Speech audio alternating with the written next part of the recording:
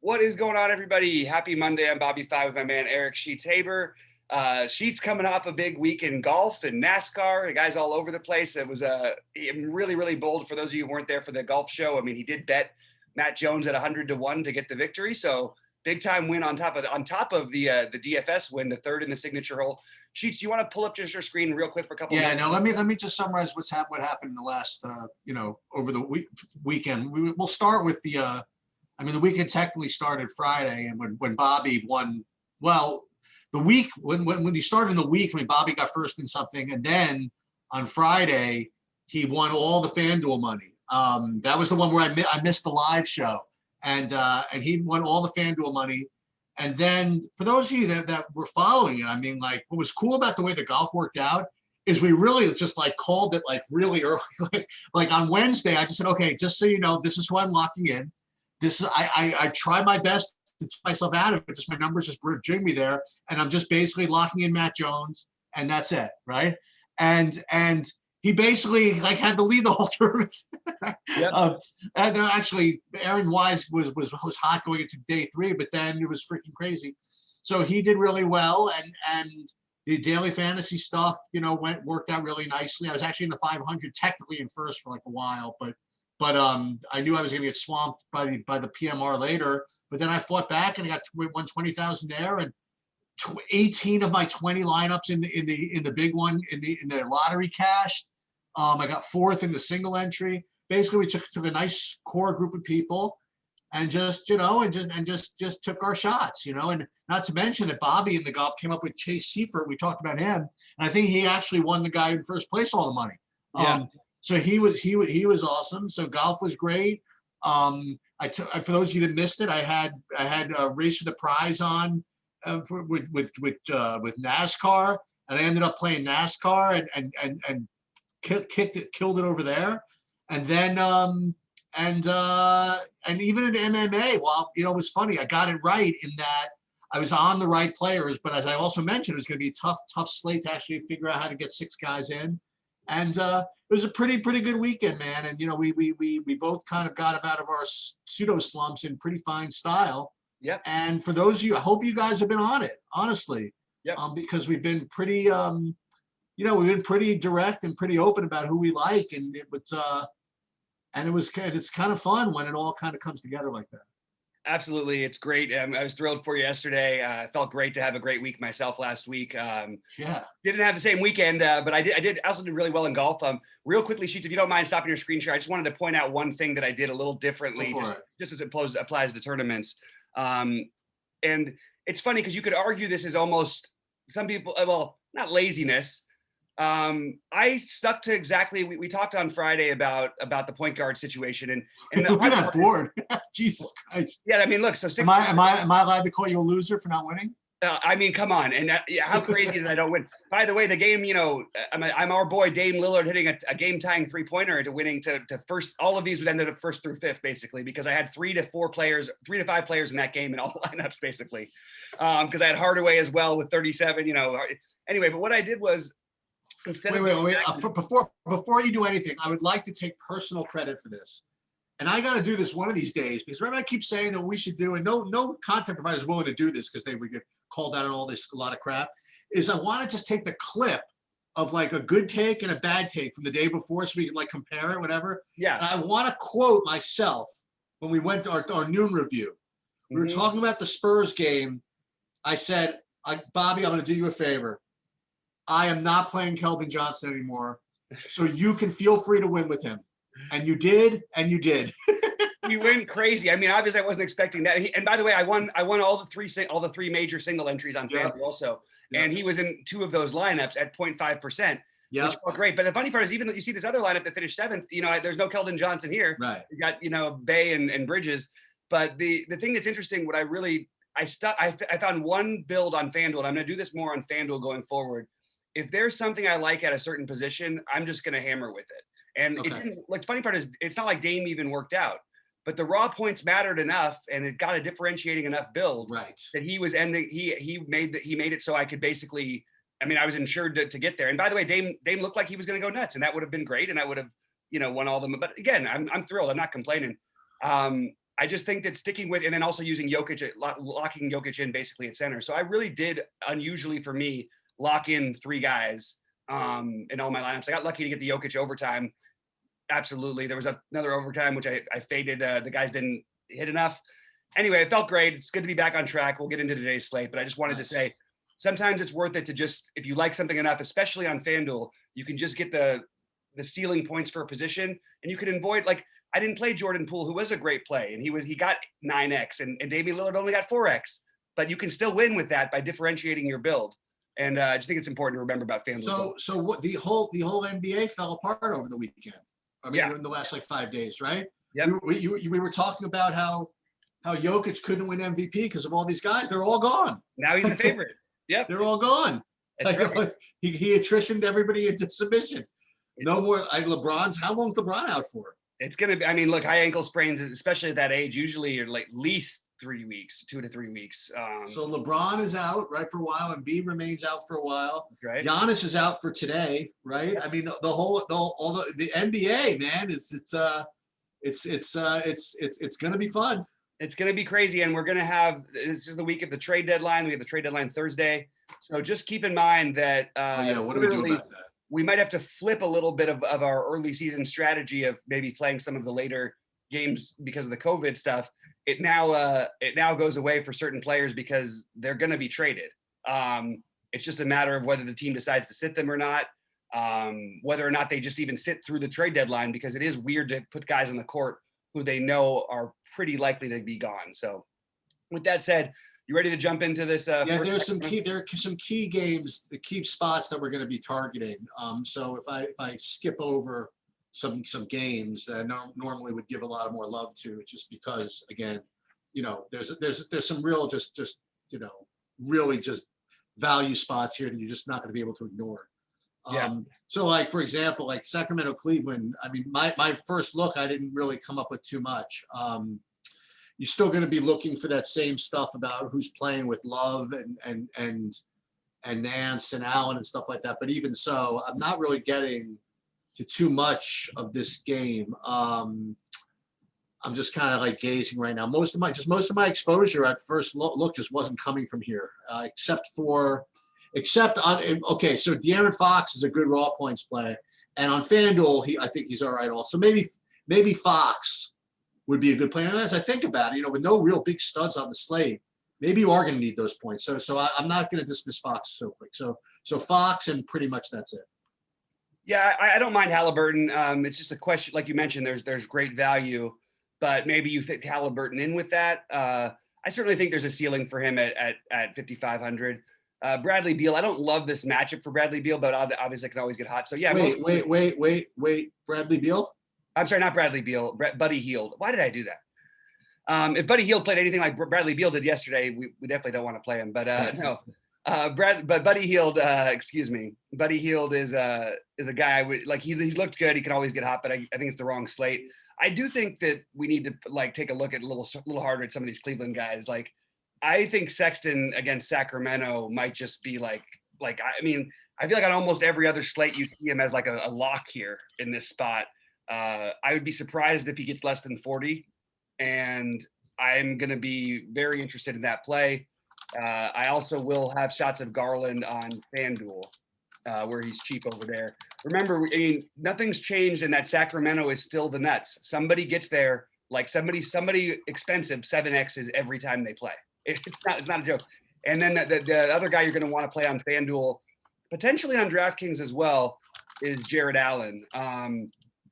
I just think that I know he hasn't been there as much lately. He had a little bit of a better game yesterday. Since Nance has been back, it's cut into him. But I actually have interest in all these guys because I do think that they can. I think you could get a 50-point game in this kind of matchup again from Jared Allen. And we're not going to need the value, but I'm going to just mention, if you're ever looking starved for value on a total slate or you want to jam it in, I think we can start playing Okoro a little bit more comfortably. He looks a little more a part in the flow. It's funny, the more guys they add back, his minutes don't really change all that much. And it doesn't matter because he's not looking to score, but he can do enough other things at 3,700. So if I'm just ranking them, Sexton, Garland on FanDuel, Allen, Nance, and Okoro are all on my list right now. So I actually did like this game a little bit from the Cleveland side. Okay, interesting. All right. Do you want to jump over to OKC, Minnesota? Sure. All right.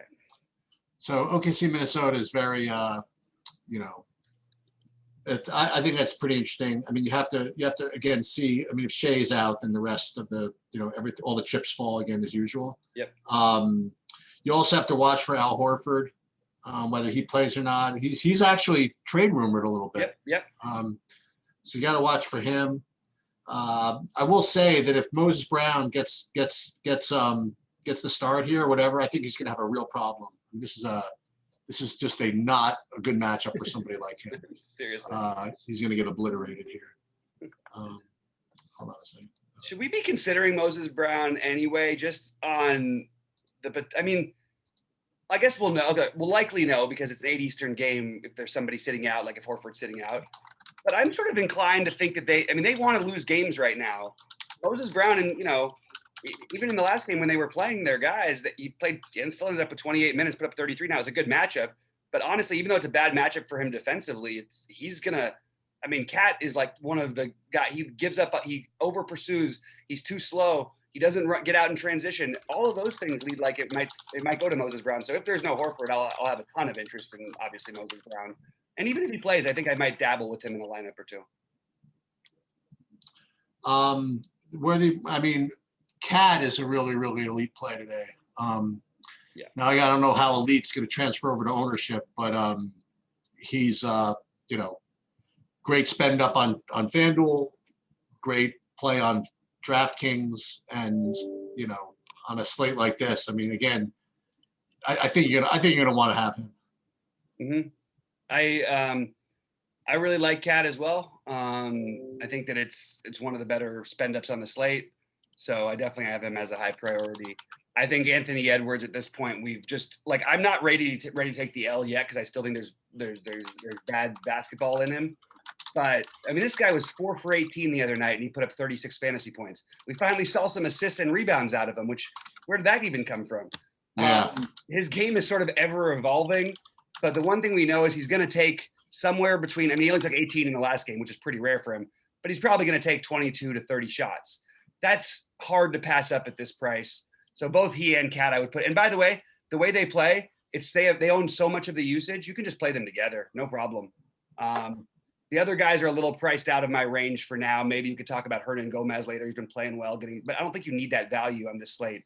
So I'm going to just stick with those guys.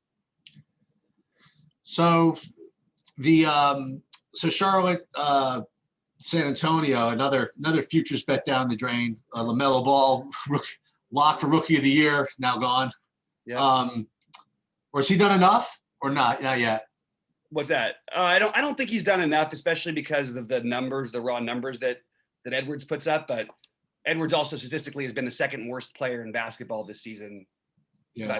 Measuring metrics. So that's too bad. That's too bad for him. Yeah. So you're going to get a great amount of, I presume, a great amount of Devontae Graham chalk, both on DraftKings and on FanDuel.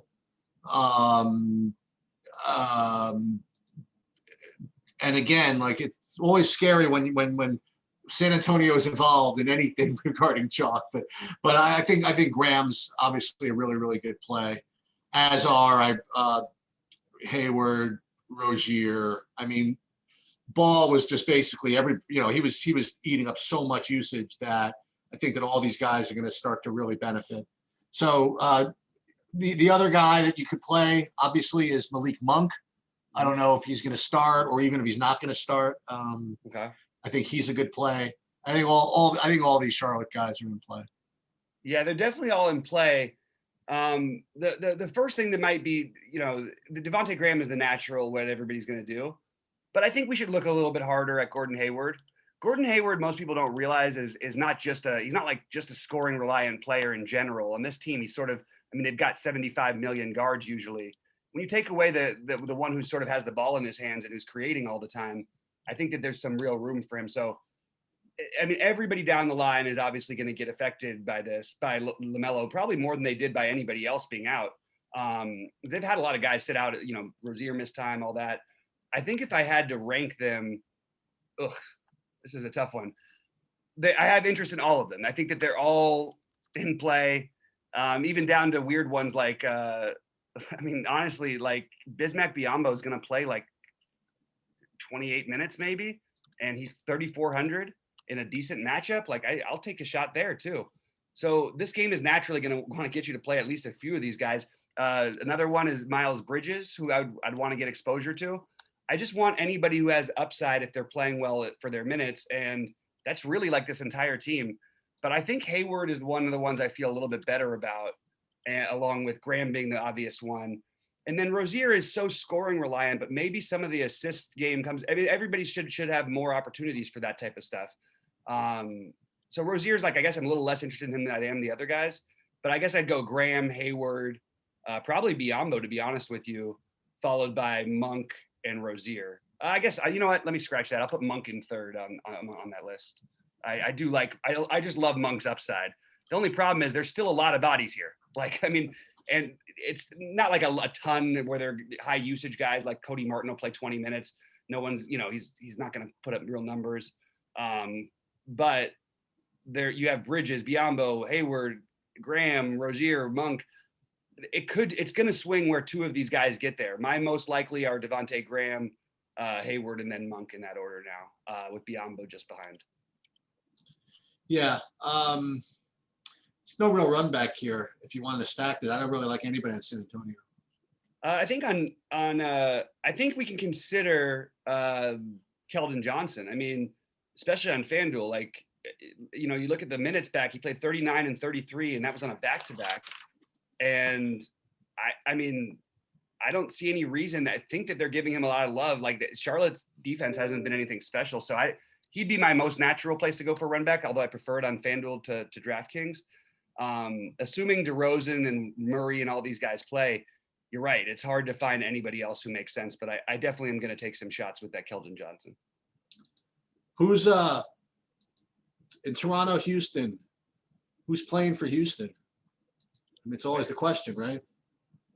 Yeah, especially with the trade deadline coming up. So we know Oladipo is not going to play. I think Wall is questionable. They're not going to be able to trade Wall.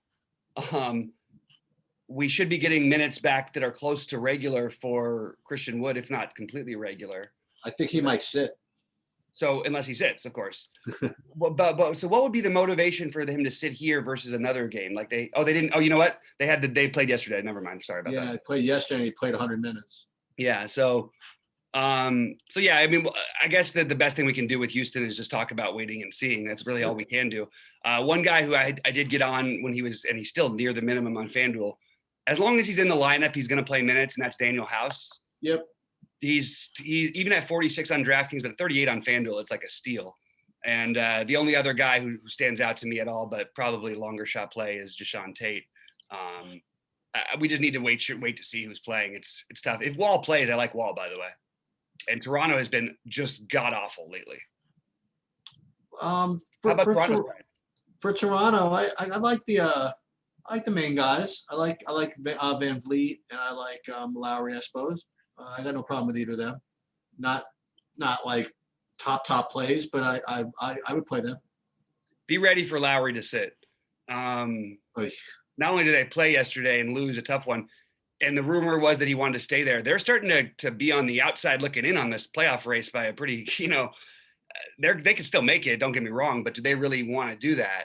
Do they really want to sit? Yeah, sit him then. It's a year they're also not even playing at home. And Lowry and Norman Powell are both in trade rumors all over the place. Oh. So but that's fine with me because the only guys I like in this game are Van Vliet and Siakam. So I can play them with I like them even if everybody plays. So that I get the upside of potentially not having these guys. Siakam coming off the injury, he was terrible against Cleveland, but he only played 24 minutes. Yeah, why they didn't bring him back in, I think. Yeah, I don't know why exactly. I got to double check that, but I don't have him as questionable. He's not on the injury report.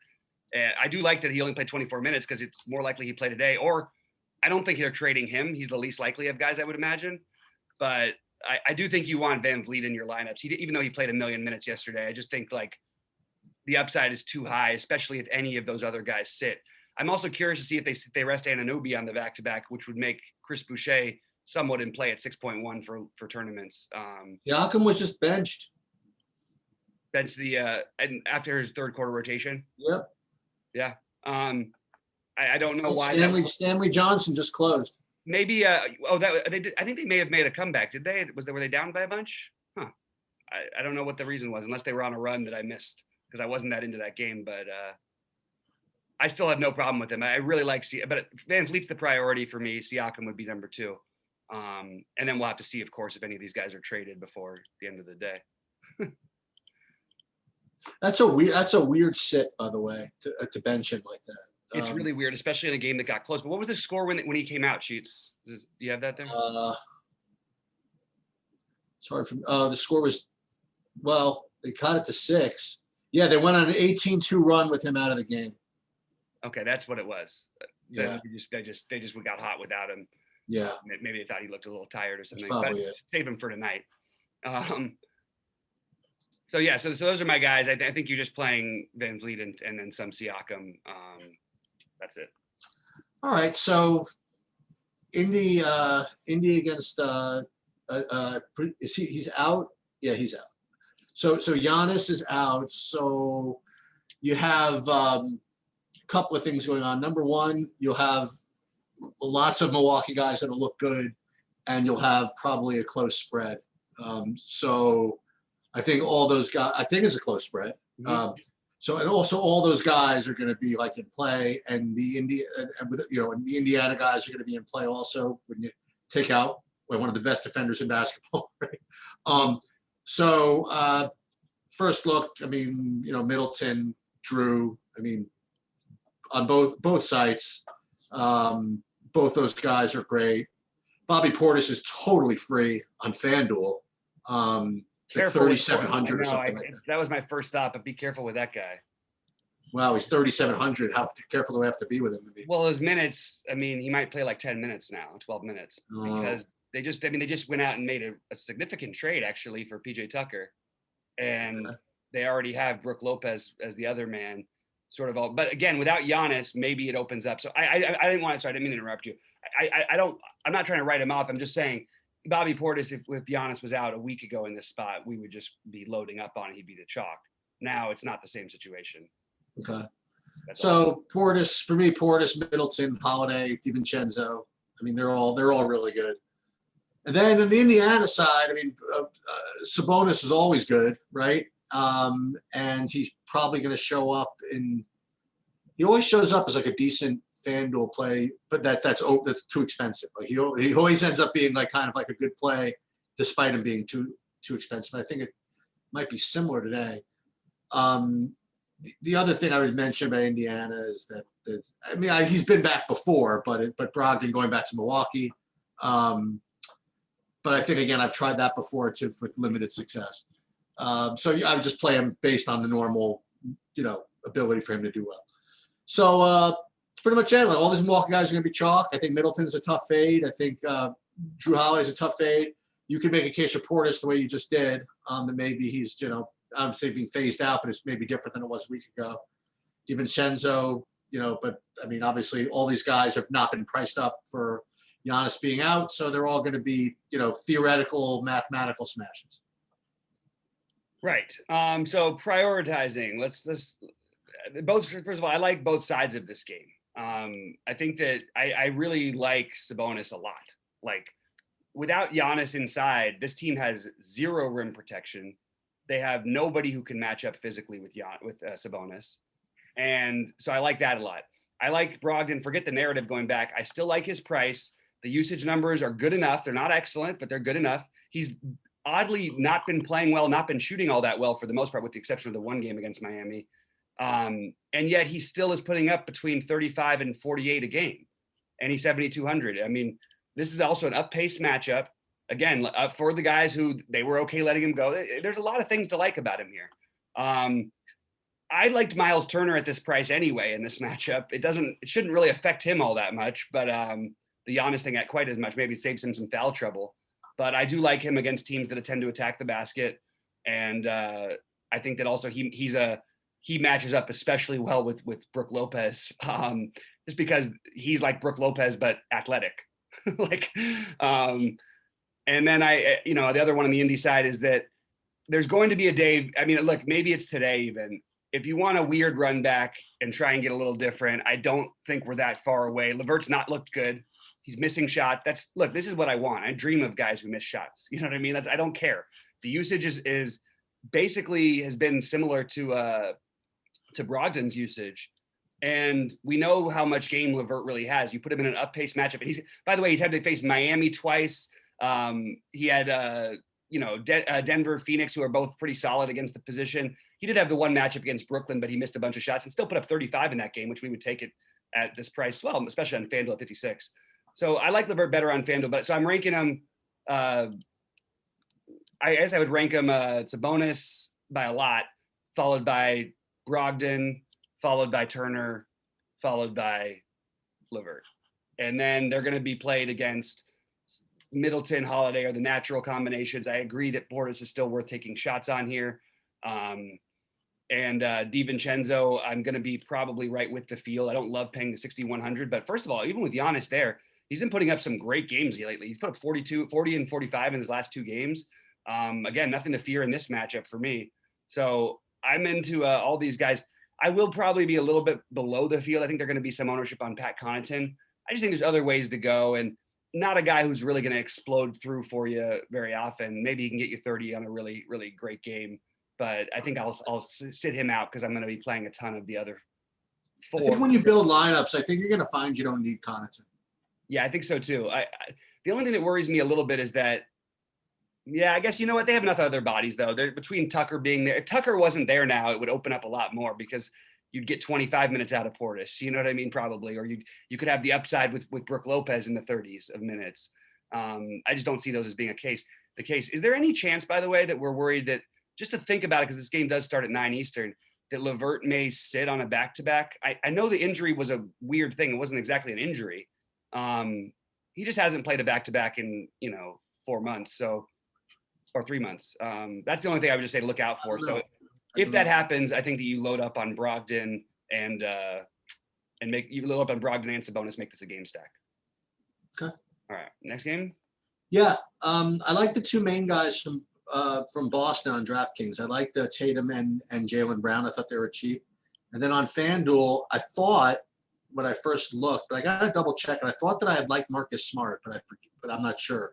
But Tatum and Brown I liked on the Boston side. On the Memphis, I really didn't get to too much. I would have thought that Morant would have popped a little bit more for me, but he just didn't for whatever reason. So for me, this game is just about those two guys, Brown and Tatum, and then I have to revisit Smart when I look at FanDuel.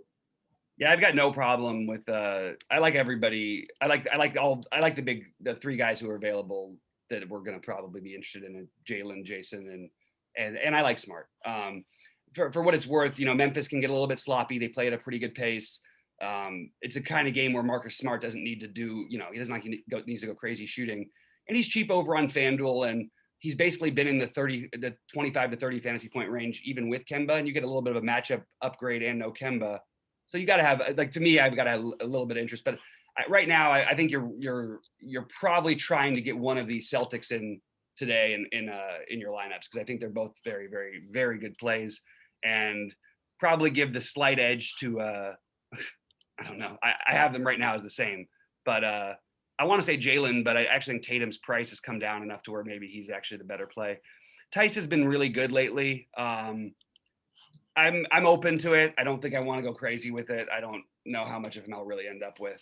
And on the Memphis side, I mean, look, Grayson Allen can get hot enough to get you there, but I just don't think it's the right kind of slate. I do think that Ja at no ownership, I know he's been bad.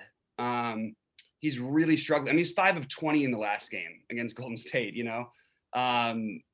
just hasn't been playing well. I'm going to bet on the long term, and I probably am just going to have to take some shots on Ja, especially because I'm going to have guys from the other side of this game. So if I get 20% of Ja and get over the field, I'll feel decent about it. One other guy to consider is Valanciunas, who's been good.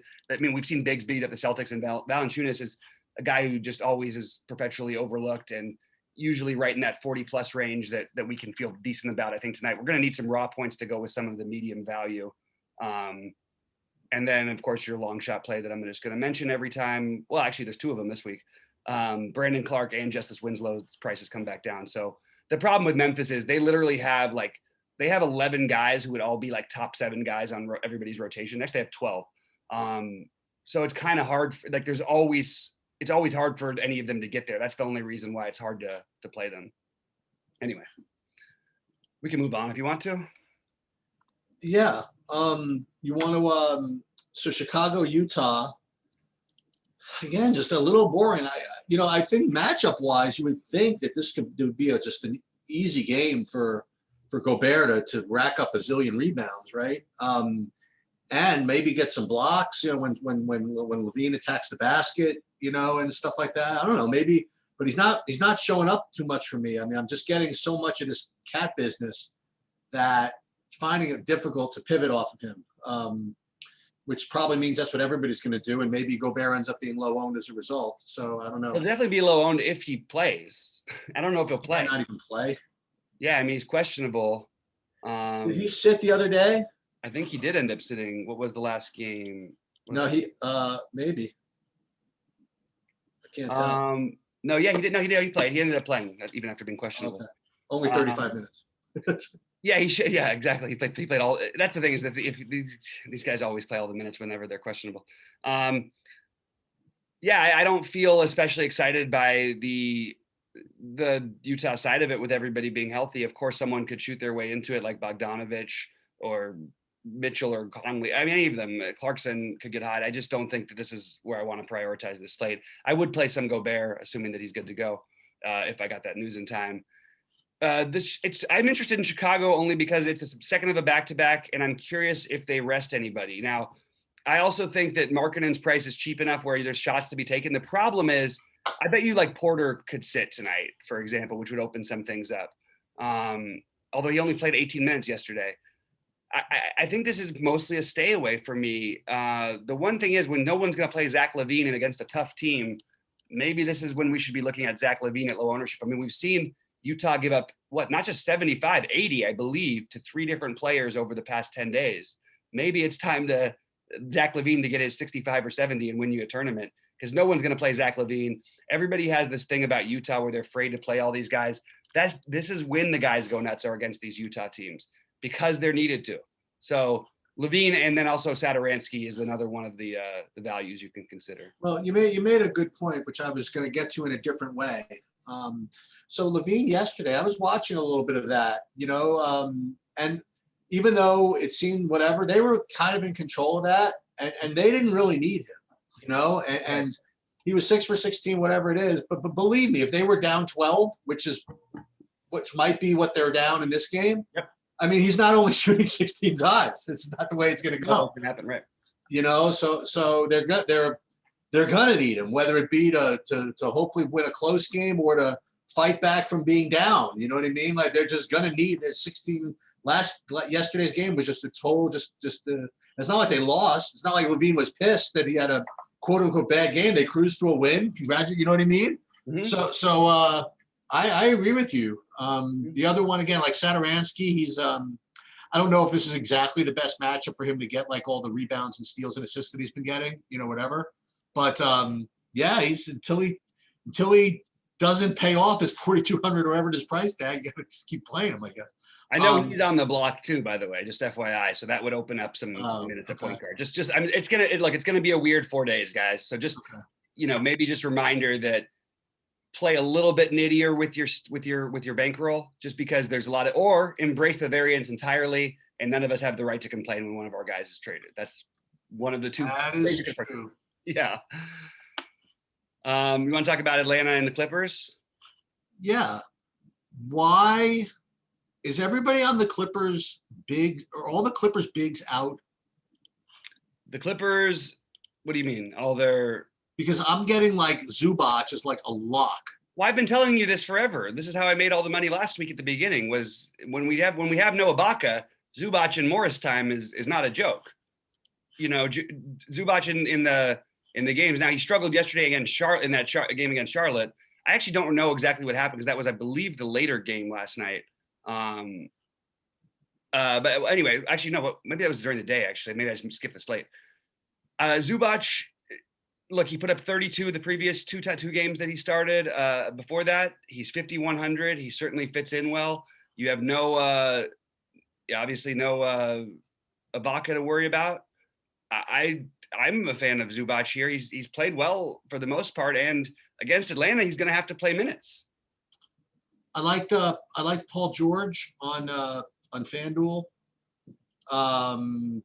And I didn't get to too much else. And I didn't get to too much else on Atlanta either.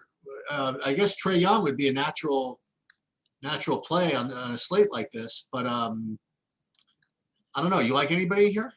Yeah, I think that, I mean, because we've talked about so many guys who are middling value plays, that like guys like Paul George and Kawhi probably get a little bit overlooked. And I think both of them have an excellent shot, and I'd be surprised if one of them doesn't put up 50. So that's plenty of reason to just play both of them.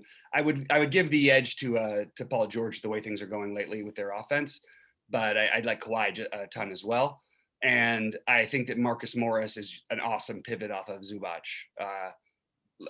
I know he had struggled against Charlotte, I believe, but it's not just because he won me the money before. But I mean, he's a little bit more expensive. He's going to play 30 plus minutes.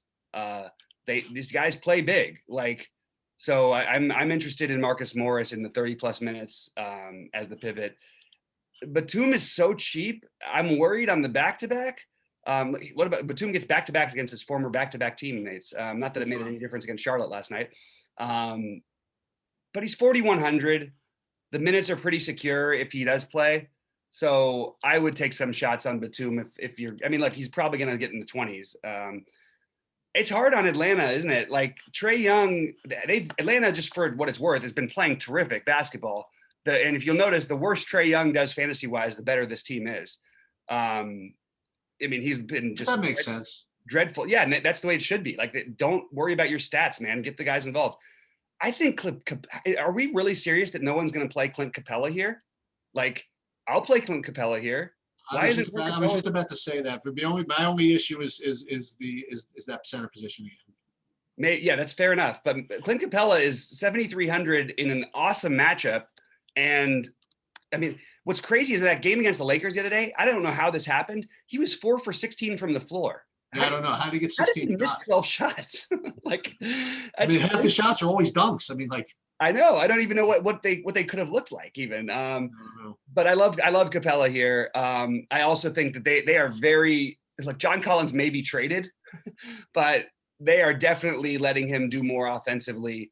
And I mean, he just put up a monster game against the Lakers the other day. You're seeing a real ceiling here. It's going to be hard to ignore. Like, these guys are not going to be owned at all. And I sort of like them in this late game, especially because we can always pivot from, like, if you're going to play Capella, leave 100. If you're going to play Collins, you don't even need to leave 100. You can just you can drop over to Capella, but try and use Collins. I know the center's strong, but try to use him in your center or utility spot or something, because there is a chance of a trade. It's not an exaggeration. It really is possible. DeAndre Hunter should be back, which is making these guys' numbers look bad. I think it won't be for very many minutes, and I think they're also going to keep going. Last guy here for me is Bogdanovic. I actually think he might be my favorite here. It's speculative. Another guy who could potentially be traded. But the minutes at 29 the last two games, even with Hunter back, I still feel like they're going to end up running him a lot at the 2 a lot, Reddish still being out and all. So I think that he gets a bump up, and Kevin Huerter's starting to get a little bit less of that run and ball and usage. So I think Bogdanovic at 39 is in play.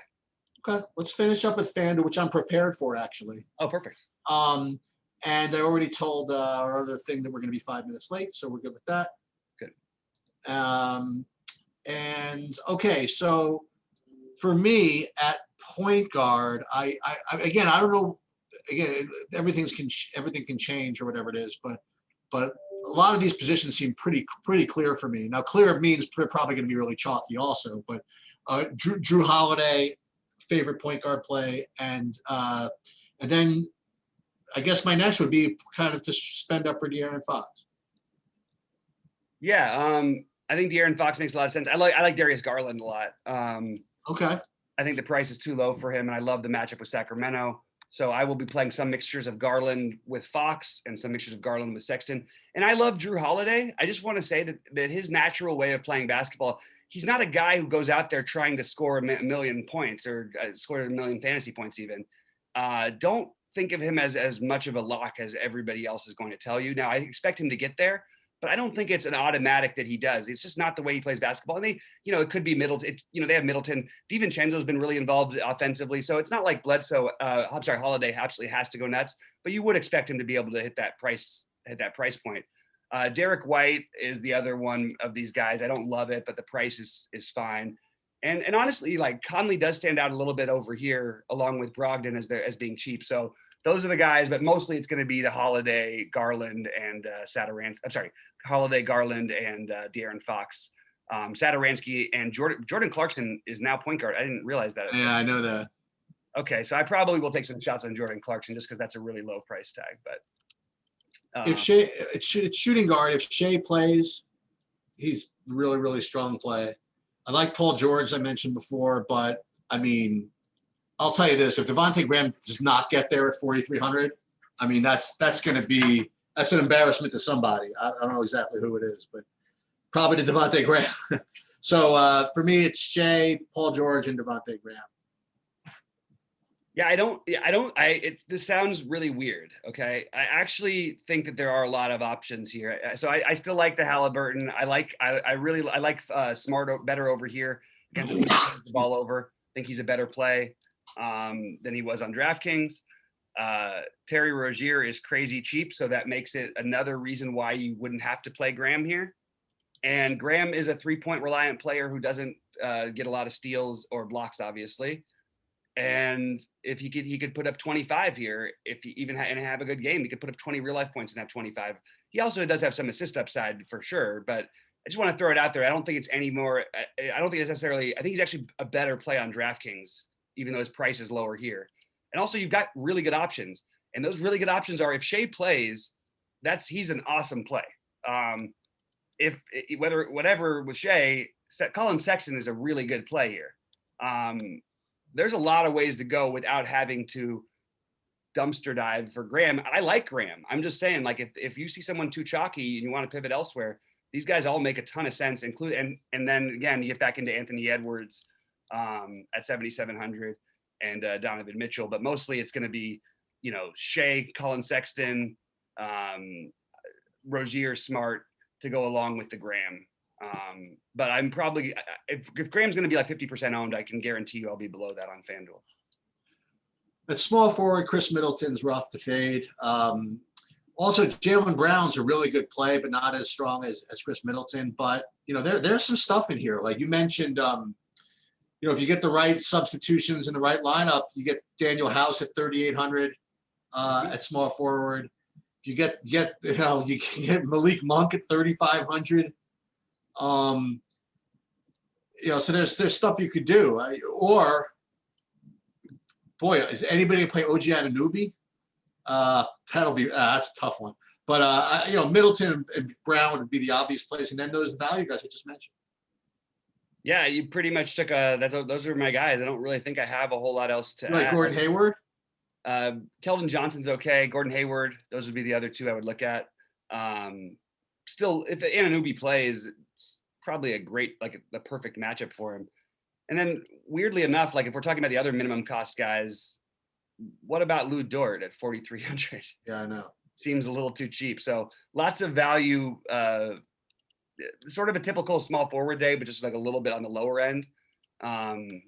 There's going to be a lot of guys to 6X in this range. So Middleton is the obvious one, along with Brown as the spend ups, but these other guys are really, really good, cheap value. So it's going to be hard to get Gordon Hayward into lineups over here, but maybe if everyone else feels that way, we can get him at low ownership if we're interested, but I just don't like him better than the other two. At power forward, if you want points, I mean, Tatum, Sabonis, and Chris Wood are all good plays. I don't know if Christian Wood's actually going to play, but Tatum's strong, Sabonis is strong. And as far as the value goes, I mean, you're telling me about Marcus Morris being an okay pivot off of. He's an awesome. Over here, he's like, I just don't even think you need to think about it. Just play him. Well, okay. So for me, we're going to play 50 cents then, because I don't care if there's a chance he only gets 8 minutes, but I'll take Portis over Marcus Morris. What Portis? Oh, Bobby Portis. Oh. Okay. Same price. Yeah, it's fair. I mean, That's fair. I think that I guess sure. Marcus Morris can be average and get to where Bobby Portis can be hot and get, I think. But I understand. I like Patrick Williams too. But I don't mind that. Yeah, Portis, I mean, that is pretty cheap. It's yeah, that's fair enough. You can get there in 10 minutes. That's true. I personally would probably rather play Pokuševski than Portis, but Okay. I'm still in. I'm going to take shots on Pokuševski today. I mean, every day he plays, you can assure that he's going to be in. It's hard for him to play on a back-to-back though, considering he has no nutrition. I know, but I mean, he just, I don't know. Look, his last back-to-back, he played 40 minutes and put up 44 fantasy points. I know. So I just think that this guy's got such upside. There's a huge range of outcomes, which just like I get so excited about for some reason. I would say that PJ Washington stands out too, especially because you're going to want to get exposure to that game over here.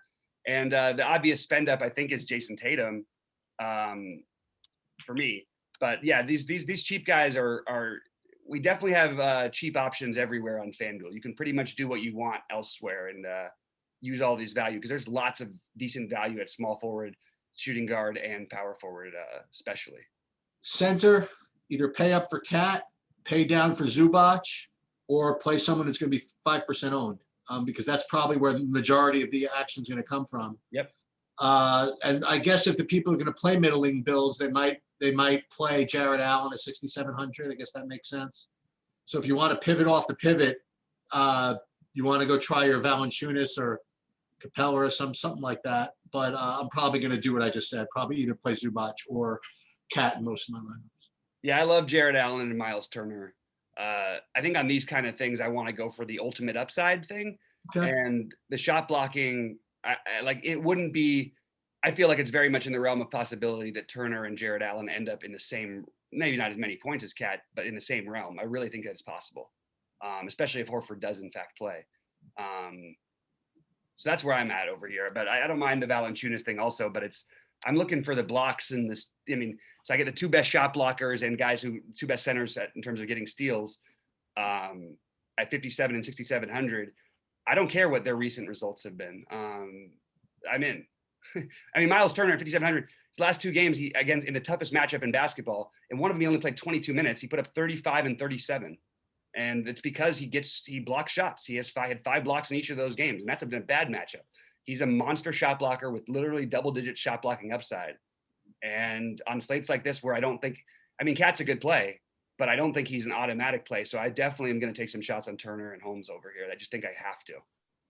And I like to seem to be seeing the board pretty well. Hopefully you guys have been on the stuff. Hopefully Bobby will continue the NBA run he's been on. Hopefully I can catch up to him on the NBA. I got to get my NBA mojo moving in a little bit. And remember, it can seem as though momentum is, it goes against you. It can be go for you. But remember, momentum in baseball, they say, is sometimes only as strong as the next day's starting pitcher. Which reminds me, only 10 days to opening day. Oh yeah. Go. Anything else? No stress sheets, but for our final show, we don't have to worry about a million scratches and how it affects everything and all the changes. It'll just be nice and relaxing, some Q&As and stuff like that. It'll be fun. I'll see you guys. We'll see you at 6:30. Yeah, good luck to everybody. We'll see you at 6:30.